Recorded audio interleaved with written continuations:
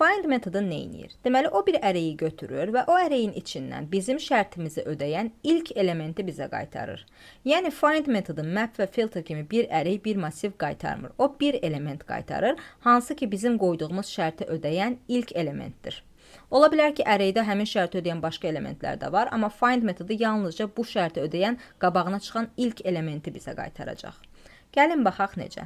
Burada gördüyünüz kimi mənim users adlı bir ərəyim var və onun içində müxtəlif istifadəçilərə aid məlumatlar var. Və mən istəyirəm ki, bu əрэyin içindən gedim tapım həmin bu adı Ali olan obyekti tapım götürüm.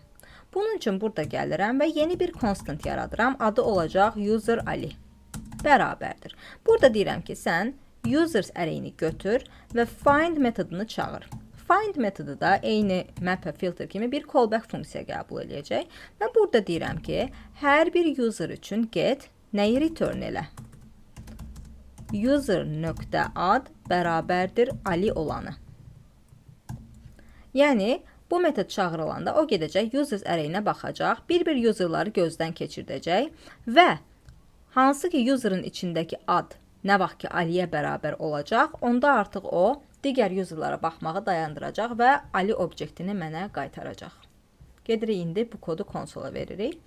Əvvəlcə user Alini konsola verək, user Ali və burada kodumuzu icra eləyək. Gördüyünüz kimi bizə qayıtdı həmin adı Ali olan obyekt.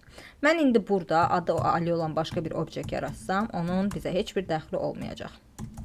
Məsələn, Ali yaşı olsun 40 və mən yenə bu kodu icra eləsəm terminalda, yenə bizə yaşı 30 olan Ali qayıdacaq. Çünki artıq o burada birinci şərti ödəyən birinci elementi tapdı və artıq davamını axtarıb tapmayacaq, lazım olmayacaq. Bu qədər bəsit.